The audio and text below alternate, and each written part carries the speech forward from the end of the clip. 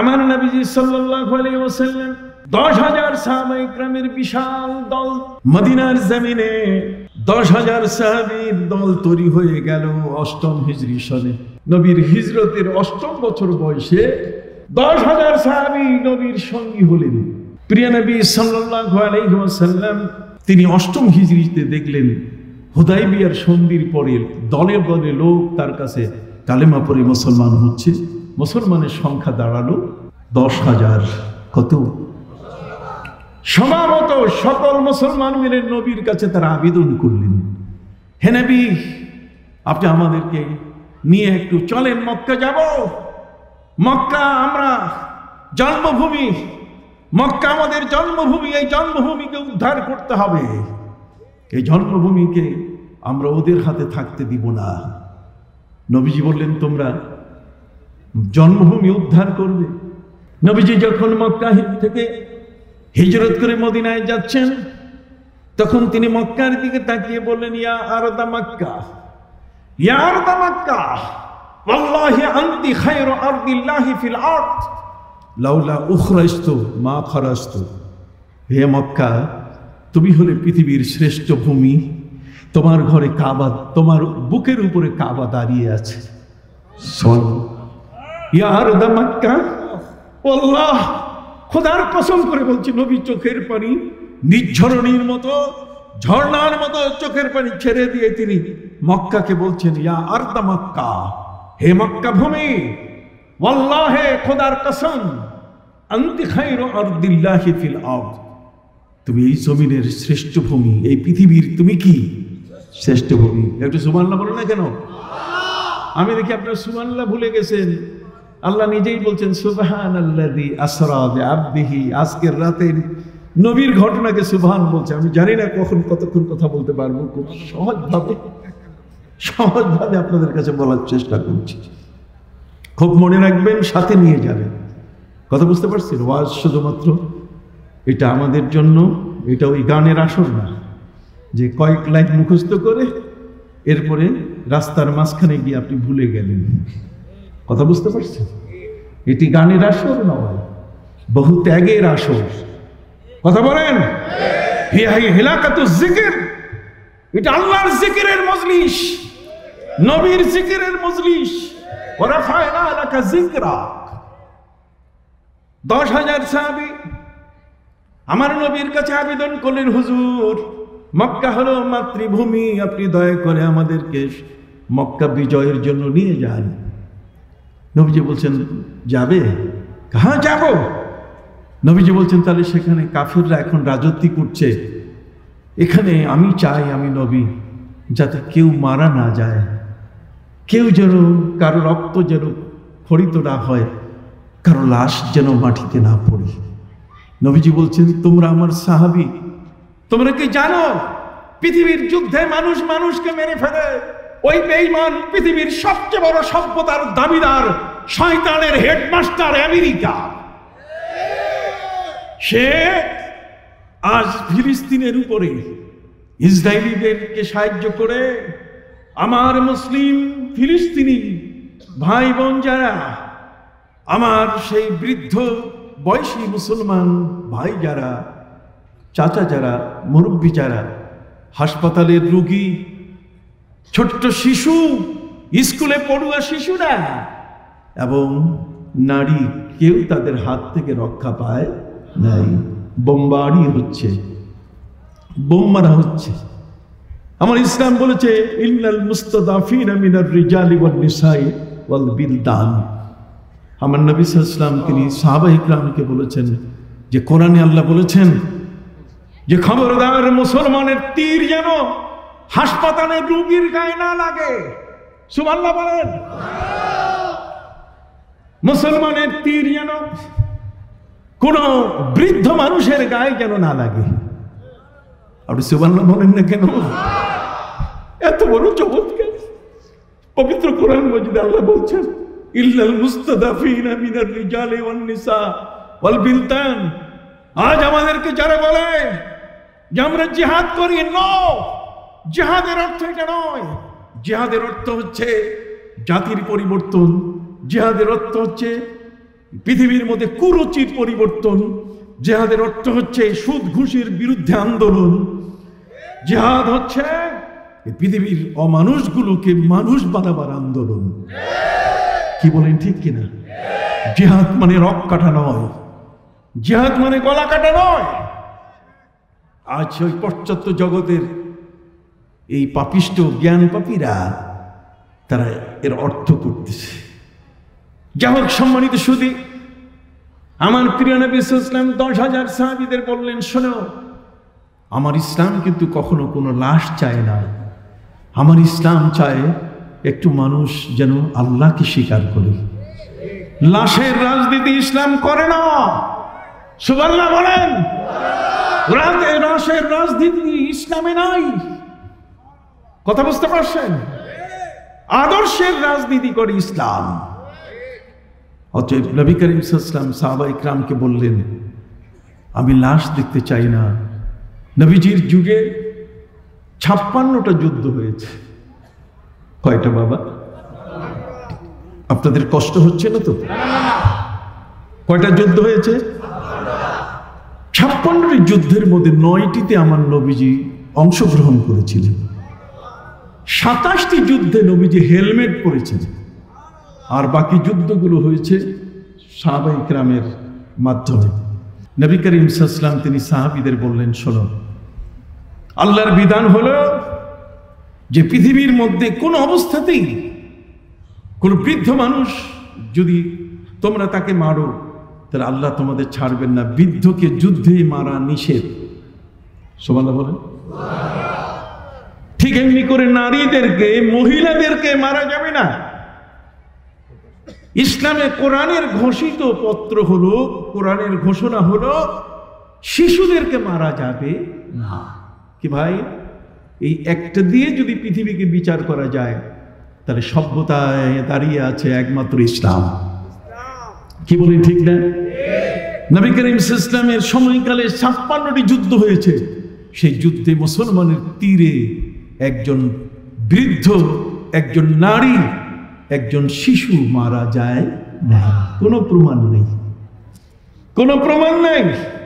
বরং ফিলিস্তিনের এই যুদ্ধে ওই ইহুদি দুষ্ট দুরাচারদের স্ত্রী, তাদের বৃদ্ধ মানুষ, শিশু ধরা পড়েছে। এই ফিলিস্তিনি আমার মুসলিম ভাইরা, সেনারা তাদের বৃদ্ধ নারী এবং শিশুকে তাদের হাতে ফিরিয়ে দিয়েছে, তাদের গায়ে টাচ করে নাই। সুবহানাল্লাহ বলেন। এ হলো যুদ্ধনীতি। যা হোক, আমার নবী সাহাবায়ে কিরামকে বললেন, সাহাবীরা, যুদ্ধ করার জন্য তোমরা যাবে, মক্কা জয় করবে। আমি চাই মাতৃভূমি উদ্ধার হোক। অতএব আমার একটি শর্ত হলো, আমি লাশ চাই না, আমি চাই জীবন্ত মানুষ। সুবহানাল্লাহ বলেন। প্রিয় নবী সাল্লাল্লাহু আলাইহি ওয়াসাল্লামকে সাহাবায়ে কিরাম বলেন যে, হুজুর, লাশ পড়বে না মাটিতে, রক্তক্ষরণ ঘটবে না, মানুষ মারা যাবে না, এমন যুদ্ধ কিভাবে হতে পারে? আপনি আমাদেরকে বলবেন? আপনি শুনতেছেন সবাই? প্রিয় নবী সাল্লাল্লাহু আলাইহি ওয়াসাল্লাম তাদেরকে দুটো ফর্মুলা দিলেন। কয়টা? দুটো ফর্মুলা দিলেন। তার মধ্যে একটি ফর্মুলা হলো যে তোমরা মক্কায় প্রবেশ করবে না। মক্কার শহরতলিতে অদূরে পাহাড়ের পাশে তোমরা সেখানে তোমাদের তাঁবু খাটাবে, মক্কায় প্রবেশ করবে না। তোমাদেরকে দুটো বিষয়ের আমি নির্দেশ দিচ্ছি। একটা হলো তোমরা এক একজনে 5টা করে চুলা জ্বালাবে। কয়টা চুলা? আপনার কথা না বললে হবে না। কয়টা চুলা? এক একজনে 5টা করে চুলা জ্বালাবে। সাহাবায়ে কিরাম বলেন, হুজুর, 5টা করে চুলা জ্বালাবো। লাকড়ি কই? 5টা করে চুলা জ্বালাবো। হান্ডি পাতিল কই? আল্লাহর নবী বলেন, সেখানে পাহাড়ের গাছ আছে, ডালগুলো ছিঁড়ে ভেঙে তোমরা নিয়ে আসবে। আমার নির্দেশ, তোমরা এক একজনে 5টা করে চুলা জ্বালাবে। বেশ ভালো। সাহাবায়ে কিরাম বলছেন, হুজুর যা বলছেন তাই মানবো। নবী বলছেন, অর্ডার অ্যান্ড অর্ডার, এটা আমার আদেশ। আল্লাহর নবী সাল্লাল্লাহু আলাইহি ওয়াসাল্লাম বলেন, শোনো, তোমরা তো তোমাদের জীবনের প্রকৃতির ডাকে সাড়া দিতে যাও, অতএব বাথরুমে যেতে হয়। নবীজি বলছেন, তোমরা 10,000 সাহাবী, 1/3 1/3 তোমরা বাথরুম তৈরি করবে। 1/3 মানে 10,000-এর মধ্যে 3,000-এর বাথরুম, আর বাকি 6,000-এর কি নাই। সাহাবায়ে কেরাম বলছেন, হুজুর যুদ্ধের ময়দান, বাথরুমে যদি সুবিধা না থাকে তাহলে আমরা কি করব? নবীজি বলছেন, অর্ডার, আমি 2টো নীতি তোমাদেরকে দিলাম, এই 2টো নীতির রেজাল্ট হবে মক্কার মাটিতে যুদ্ধ হবে, কিন্তু লাশ পড়বে না। সুবহানাল্লাহ বলে। মক্কার মাটিতে কি হবে? যুদ্ধ হবে, মাতৃভূমি শাসন মানে উদ্ধার করা হবে, কিন্তু লাশ পড়বে না। সাহাবায়ে কেরাম বলছেন, আল্লাহু আকবার। পৃথিবীর মধ্যে এমন একটি নীতি, এমন একটি ফর্মুলা, যে ফর্মুলার মধ্যে শুধু 5 জন, এক একজন 5টা করে চুলা জ্বালাবে, আর বাথরুম কম হবে, তার ফল দাঁড়াবে, রেজাল্ট দাঁড়াবে সেটা হলো একটা লাশও মাটিতে পড়বে না। সাহাবায়ে কেরাম বলছেন, হুজুর আমরা আপনার আদেশ মানব। সুবহানাল্লাহ বলুন। মদিনার জমিন থেকে মক্কার দূরত্ব হলো 426 কিলোমিটার পথ। 426 কিলোমিটার পথ, কেউ পায়ে হেঁটে, কেউ উটের পিঠে চড়ে চড়ে তারা চলে আসলেন মক্কার উপকণ্ঠে, শহরতলিতে। মক্কার জমিনের অদূরে একটি পাহাড়ের পাদদেশে সাহাবায়ে কেরাম তারা তাঁবু টাঙ্গালেন। সন্ধ্যা হয়ে গেল, নবীর নির্দেশে তারা এক একজনে 5টা করে চুলা জ্বালালেন। কয়টা করে চুলা জ্বালালেন? চুলা জ্বলতেছে কত? 50,000। কত? দেখেন ইসলামের পলিসি কি। মেধা মগজ, মেধা মগজ দিয়ে সব হয় না, আল্লাহ প্রদত্ত জ্ঞান দরকার আছে। জোরে বলেন। আল্লাহ প্রদত্ত জ্ঞান যদি না থাকে, তাহলে যে কোনো জিনিসকে তুমি এমন অবস্থায় নিয়ে আসবে যাতে করে মনে হবে যে এটাই মহাসত্য। আসলে কিন্তু তা নয়। বিজ্ঞান এক সময় বলেছিল পৃথিবী ঘুরছে আর সূর্য স্থির, তারপরে বলে না, সূর্য ঘুরতেছে, পৃথিবী স্থির। আর এখন কোরআন দেখে বলতেছে কুল্লুন ফি ফালাকি ইয়াসবাহুন, প্রত্যেকটি একটি যার যার কক্ষপথে ঘূর্ণয়মান। সুবহানাল্লাহ বলেন। বিজ্ঞানে সে বহুদিন পরে কাঠ খড় পোড়াইয়া টাকা পয়সা ডলার পাউন্ড সব ধ্বংস করে ওই কোরআনের রাইট সিদ্ধান্তে তারা আসতে বাধ্য হয়েছে। সুবহানাল্লাহ।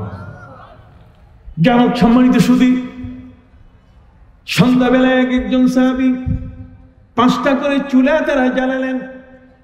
নবীর নির্দেশ মোতাবেক সেখানে বাথরুম 1/3 তারা বসালেন।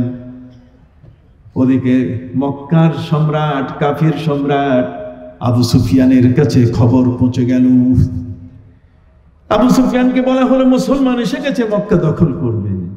তখন আবু সুফিয়ান তার গোয়েন্দা বাহিনীর প্রধানকে বলি হুকুম করলো যে যাও দেখে আসো তো মুসলমান কয়জন।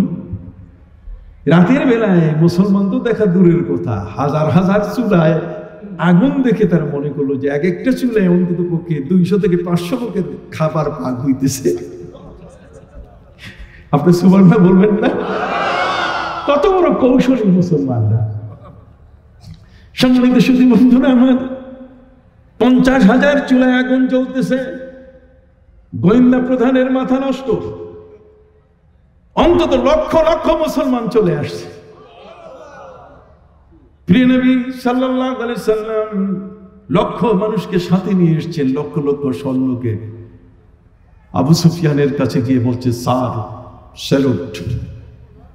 স্যালুট পড়ে আগে বলো মুসলমান কতজন?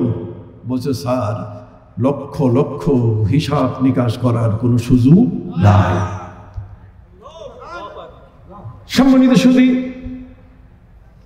মক্কার কাফের সম্রাট আবু সুফিয়ান গোয়েন্দার প্রধানকে সাথে সাথে বরখাস্ত করল যে তুমি একটা মিথ্যা রিপোর্ট নিয়ে আমার কাছে আসছো, তুমি একটা মিথ্যা রিপোর্ট আমার কাছে দিয়েছ। আর সেই রিপোর্টটি বনে না। কেন? হিজরতের আগে মুসলমানের সংখ্যা 752 জন। মক্কার মাটিতে রেখে নবী যাদেরকে নিয়ে হিজরত করলেন, মক্কায় রেখে আসা সাহাবীর সংখ্যা মাত্র 45 জন। কথা বলেন। এরপরে ওই যে দ্বিতীয় হিজরি সনে মুসলমানের সংখ্যা 313 জন। তৃতীয় হিজরি সনে উহুদের যুদ্ধে মুসলমানের সংখ্যা সেখানে ছিল 1000, 3000 ছিল, তার মধ্যে কাফেররা 3000, মুসলমানরা 1000। তার মধ্যে 300 নবীর সাহাবীকে নিয়ে পালিয়ে গেল আব্দুল্লাহ ইবনে উবাই ইবনে সলুল। কথা বুঝেন নাই? হুদায়বিয়ার সন্ধিতে মুসলমান 1400। অতএব তুমি এত লক্ষ লক্ষ মুসলমান কোত্থেকে পেলে? গেট আউট বলো না কি? গেট আউট বুঝেন? গেট আউট একটা ঔষধের নাম। গেট আউট কি? ঔষধের নাম। এটা কিসের ঔষধ জানেন? ওই যে তেলাপোকা আউট করার জন্য। তেলাপোকা আউট করতে গেলে একটা ঔষধ আছে, ইন্ডিয়ায় পাওয়া যায়, এটার নাম কি? Get out. ঠিক আছে, যে ঘর ছেড়ে পালাও। সম্মানিত সুধী, এমন একটি অবস্থা যে আবু সুফিয়ান গেট আউট করে দিল, সম্পূর্ণভাবে গোয়েন্দা প্রধানকে বরখাস্ত করল। সেকেন্ড ইন কমান্ডকে সে নির্দেশ দিল যে তুমি সকালবেলায় গিয়ে দেখো তো মুসলমানের সংখ্যা কত। মুসলমানরা সকালবেলায় ফজরের নামাজ পড়তে গিয়ে বাথরুম সারতে হবে, বাথরুম কম হওয়ার কারণে লাইন পড়ছে এত লম্বা লম্বা লাইন দেখে সে হতচকিত হয়ে গেছে যে রাতের রিপোর্ট আর এখনকার রিপোর্টের মধ্যে কোনো পার্থক্য নাই। আপনি আল্লাহু আকবার বলবেন না? খুব মনে রাখবেন, দিস ইজ আওয়ার ইসলাম, এটি আমার ধর্ম। আমার নবী বলেছেন, আমি লাশ মাটিতে ফেলতে চাই না, আমি চাই মানুষগুলো যেন আমার কাছে আসে। নবীজি আপন করতে চেয়েছেন মহাশত্রুকে। কি বলেন, ঠিক কিনা? সম্মানিত সুধী, সেকেন্ড ইন কমান্ড আবু সুফিয়ানকে সে বলা শুরু করলো, স্যার স্যালুট। স্যালুট, ধন্যবাদ। বলো কি খবর? কয় স্যার রাতের খবর আর দিনের খবরে কোনো পার্থক্য নাই, লক্ষ লক্ষ মুসলমান এসে গেছে। যদি আপনি এখন না পালান, যদি আপনি পালায় না যান, তাহলে কিন্তু এই মক্কার মাটিতে ওরা ঢুকে পড়লে আপনি স্যার লুঙ্গি পরেও যাওয়ার সময় পাবেন না, ল্যাংটা দৌড় দিতে হবে। আবু সুফিয়ান বলছে তাই? এই জন্য সে তার হাতের পাঁচ যা পেয়েছে তাদেরকে নিয়ে বলছো চলো আমরা আরবে থাকবো না, ভারতে যাব। কথা করেন না? আপনি দেখেন কোরআনেই আছে তো বিষয়গুলো। আবু সুফিয়ান তার সাথীদেরকে বললো যে চলো আরবে থাকবো না, ভারতে যাব। ভারতে গেলে কি করতে হবে? ভারতে গেলে লোহিত সাগর, সেই লোহিত সাগরের উপরে নৌকায় চড়ে ভারতে আসতে হবে। চলো, ওরা এসে নৌকায় উঠলো। আল্লাহ বলছেন তোমারে আমি ভারতে যাওয়া শিখাবো। আল্লাহ পাক রব্বুল আলামিন এমন ভাবে পানিতে ঢেউ সৃষ্টি করে দিলেন, বাতাসকে নির্দেশ দিলেন, বাতাস রে তুমিও তো আমার ইবাদত করো। কাজে আজকের তোমার ইবাদত হলো এই আবু সুফিয়ানের নৌকার মধ্যে এমন ভাবে বাতাস সৃষ্টি করে দেওয়া যাতে তার পাল তোলা নৌকাটার পাল ছিঁড়ে যায়। কথা বুঝতে পারছেন? যখনই ছিঁড়ে গেছে তখন নদীর উত্তাল পাত্তাল তরঙ্গমালা, আর এই তরঙ্গমালায় তাদের নখি বইটা সব হাতছাড়া হয়ে গেল, শুধু বমি করতে করতে শেষ। এখন সবাই আবু সুফিয়ানকে বলছে কি হবে অবস্থা বলো, ভারতে যাব না আরবে থাকবো? সম্মানিত শুধু সে বলা শুরু করলো যে ভারতে যাব না। ওই মালিক যিনি জগতের মধ্যে আমাদেরকে সৃষ্টি করেছেন, তার প্রিয় নবী হযরত মুহাম্মদুর রাসূলুল্লাহ সাল্লাল্লাহু আলাইহি সাল্লামের কাছে গিয়ে আমরা কালিমা পড়ে ঈমান আনবো। কাজে আল্লাহর কাছে আমরা ফরিয়াদ করি সবাই। বুঝেন নাই? ঠেলার নাম বাবাজি। আমরা কথা কান না কেন? ঠেলার নাম কি?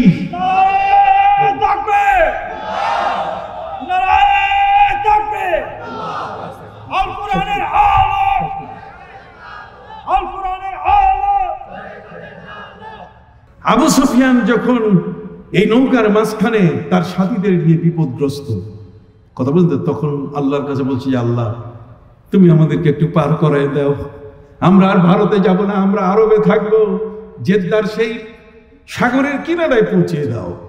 আল্লাহ বলছেন ঠিক আছে, আমি তো কাউকে শাস্তি দিয়ে শেষ করতে চাই না, সে কলেমা পড়ার অঙ্গীকার করেছে, ঠিক আছে। যখন এই কুলে ভিড়ছে, এখনো কুল পুরাটা হয় নাই, পাশে আসে নাই, এর আগে হাইজাম লংজাম শুরু হয়ে গেছে সবগুলা। কথা বুঝলেন? এখন সবাই মিলে বলছে আবু সুফিয়ান চলো মক্কায় মুহাম্মদ সাল্লাল্লাহু আলাইহি ওয়াসাল্লামের কাছে ইসলাম গ্রহণ করি। আবু সুফিয়ান বলছে কিসের জন্য এটা? ওই যে নৌকার মাঝখানে যখন বিপদে পড়ছি তখন আল্লাহর কাছে বলছি না, ওইগুলো এমনি বলি, এগুলো আসলে কিছু না। আল্লাহ বলছেন ফালাম্মা নাজ্জাহুম ইলাল বাররি ফামিনহুম মুকতাসিদ। যখনই কিনারায় তারা পা রাখার, শক্ত মাটিতে পা রাখার সুযোগ পাইল, তখন বলছেন যে না, ওটা এমনি বলেছি। আমার নবী সাল্লাল্লাহু আলাইহি ওয়াসাল্লাম মক্কায় প্রবেশ করলেন। মক্কায় প্রবেশ করার পরে দেখলেন নাই, সব পালাই গেছে। দেখেন এমন কৌশল, যে কৌশলে মাটিতে একটা লাশও পড়ে নাই। নবীজি বলেন বেলাল তুমি জমজম পানি নিয়ে আসো। আর হযরত আলীকে বললেন আলী রে, তুমি তাড়াতাড়ি এই কাবা ঘরের চাবিটা কার কাছে আছে তার কাছে যাও, উসমান ইবনে তালহা। হযরত আলী রাদিয়াল্লাহু তাআলা উসমান ইবনে তালহার কাছে গিয়ে বললেন উসমান নুরাইন, জুন্নুরাইন না, উসমান ইবনে আফফান না, উসমান ইবনে তালহা।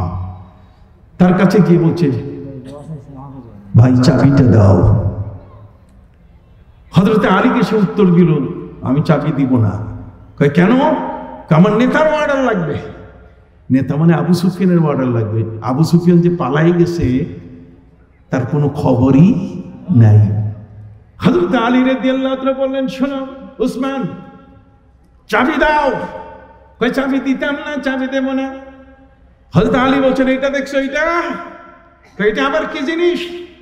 ওই এক আঙ্গুলের, এই শাহাদত তর্জনী আঙ্গুলের মাথা দিয়া আমি 7ম হিজরিতে খাইবারের যুদ্ধের ইহুদিদের যে কিল্লা, এর যে দরজা ছিল 800 মণ ওজন, এক আঙ্গুলের মাথা দিয়ে চটকাইয়া উপরে উঠেছি। কাজে চাবি দাও, তোমার হাতে চাবি আছে। কয় না, চাবি দিব না।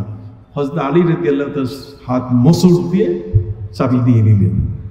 নবীজিকে দেওয়া হলো। নবীজি বলছেন দরজা খোলো। দরজা খোলা হলো। নবীর চাচা হযরত আব্বাস সেখানে উপস্থিত। হযরত আব্বাস বলছেন চাবিটা যখন আমাদের হাতে আসছে তখন আর উসমানের হাতে যাবে না, এটা আমার হাতে আসবে। নবীজি কাবা ঘরের ভেতরের সমস্ত কাজ যদি শেষ করে তারপরে চাবিটা আমি চেয়ে নেব। তিনি নবীজি হযরত বেলালকে বললেন যাও নিয়ে আসো জমজম পানি। কাবা ঘরের ভিতরে যত ময়লা, যত মূর্তি সব নবী পরিষ্কার করলেন। সুবহানাল্লাহ বলেন। জমজম পানি দিয়ে ধুয়ে ফেললেন। এই জন্য প্রতি বছর একবার কাবা ঘর জমজম পানি দিয়ে ধোয়া সুন্নাত। কথা বুঝতে পারছেন? নবীজি ধুয়ে বের করে দিলেন। তিনি ডাকলেন বেলাল। বেলাল করে হুজুর। নবীজি জিজ্ঞাসা করলেন বেলাল কই তুমি? কয় হুজুর আমি কাবা ঘরের ছাদের উপরে উঠছি। নবীজি বলছেন বেলাল যোহরের নামাজের ওয়াক্ত হয়ে গেছে, বেলাল তুমি কি আযান দিবে না? হযরত বেলাল রাদিয়াল্লাহু তাআলা বললেন হুজুর আজকে কাবা ঘরের ছাদের নিচে নামবো না, ওই ছাদের উপরে দাঁড়াইয়া আমি আল্লাহু আকবার ধ্বনি দিয়ে আযান দিব। ভাইরা আমার, হযরত বেলাল রাদিয়াল্লাহু তাআলা জিজ্ঞেস করেন হুজুর পৃথিবীর মধ্যে যখন আমরা আযান দেই কাবার দিকে ফিরে, এবার কাবার ছাদের উপরে দাঁড়াইয়া যে আযান দিচ্ছি, এবার মুখ করবো কোন দিকে? নবীজি বলছেন মদিনার দিকে। সুবহানাল্লাহ। সম্মানিত শুধু আযান হয়ে গেল। কাবা ঘরের পরিষ্কার সব শেষ হওয়ার পরে নবী যখন বের হচ্ছেন তালা লাগাবেন, হযরত আব্বাস তার চাচা তাকিয়ে আছেন যে চাবিটা আমাকে দেন, আমার বংশের এই দায়িত্বটা পালিত হবে। কিন্তু ওই মুহূর্তে জিবরিল আমিন এসে উপস্থিত। জিবরিলের গায়ে যুদ্ধের পোশাক। জিবরিল খুব গরম। নবীজি বলছেন জিবরাইল আসসালামু আলাইকুম। জিবরাইল বলছে ওয়ালাইকুম আসসালাম। নবীজি বলছেন জিবরাইল কেমন জানি মনে হচ্ছে, গরম গরম। ভাই আমি গরম না, আরশ গরম হয়ে গেছে। নবীজি বলেন আরশ গরম হলো কেন? আল্লাহ আদেশ দিয়েছেন আপনাকে এই মুহূর্তে, ইন্নাল্লাহা ইয়া'মুরুকুম আন তু'আদ্দুল আমানাতি ইলা আহলিহা। এই চাবিটা যার কাছ থেকে নিছেন এই চাবি তার হাতে দিয়ে দেন। আল্লাহ গরম হয়ে গেছে। আরশ কি হয়েছে? গরম হয়ে গেছে। চাবিটা না হয়েছে কার কাছে? ওই যে উসমান ইবনে তালহা। ও তো মুসলমান ছিলেন না। কিন্তু আল্লাহ বলছেন চাবিটা তার কাছে দিতে হবে। হযরত আব্বাস বলছে তো গেল, আমি আমার নবীর কাছে চেয়ে নিব, কিন্তু তাতে আমার সুযোগ হলো না। জিবরিল আমিন এসে বলছেন যে আল্লাহ বলছেন চাবিটা যার হাতে ছিল তার হাতে পৌঁছে দিতে হবে। নবীজি বললেন ও তো কাফের। জিবরিল বলছেন আমি কিছু বুঝি না, আল্লাহর আদেশ, আপনি চাবি সেখানে দেন। নবীজি বলছেন এই হুকুমটা আসার পিছনে কারণ কি জিবরিল বলুন তো? জিবরিল বলছেন কারণ আলীকে জিজ্ঞেস করেন, আলীকে জিজ্ঞেস করেন, আলীকে জিজ্ঞেস করেন। আলী কি? আলী বলছে আমি তো কিছু জানি না। হযরত জিবরিল আমিন বললেন নবীজি আলীর মাধ্যমে চাবিটা তার কাছে দেওয়া। হযরত আলী রাদিয়াল্লাহু তাআলা চাবি নিয়ে যখন ওই উসমান ইবনে তালহার হাতে দিচ্ছে তখন বলছে যে চাবি আমি নিব না। আগে বলছে দিব না, আর এখন বলছে কি নিব না। হযরত আলী জিজ্ঞেস করছে নিবে না কেন? কয় আমি বুঝতে পারছি আমার নেতা পালাই গেছে। কাজী এই মক্কার এখন অধিপতি মুহাম্মদুর রাসূলুল্লাহ সাল্লাল্লাহু আলাইহি ওয়াসাল্লাম, এই কাবা ঘরের চাবি তার তত্ত্বাবধানে থাকবে, অতএব চাবি নিব না। হযরত আলী বলছেন ভাই চাবিটা নাও, বাঁচাও, আরশ গরম হয়ে গেছে। উসমান ইবনে তালহা বলছেন আরশ গরম হবে কেন? আরশ গরম হয়ে গেছে এই কারণে, ওই যে তোমার একটা আঙ্গুল দেখাইছি আর হাতটা মোচড় দিছি, আল্লাহর ক্যামেরায় ধরা পড়ছে। জোরে বলেন সুবহানাল্লাহ। কার ক্যামেরায় ধরা পড়েছে? আল্লাহর ক্যামেরায় ধরা পড়েছে। অতএব আল্লাহর দৃষ্টি শক্তি কি? মহাশক্তি। কথা কন না? ইয়া বুনাইয়া ইন্নাহা ইন তাকু মিসকাল হাববাতিন মিন খারদাল ফাতাকুন ফি সাখরাতিন আও ফিস সামাওয়াতি আও ফিল আরদ। পাহাড়ের গহীন গুহায়, আকাশের মেঘমালার আড়ালে যদি কেউ গুনাহ করে, এটা দেখেন কি? আল্লাহ।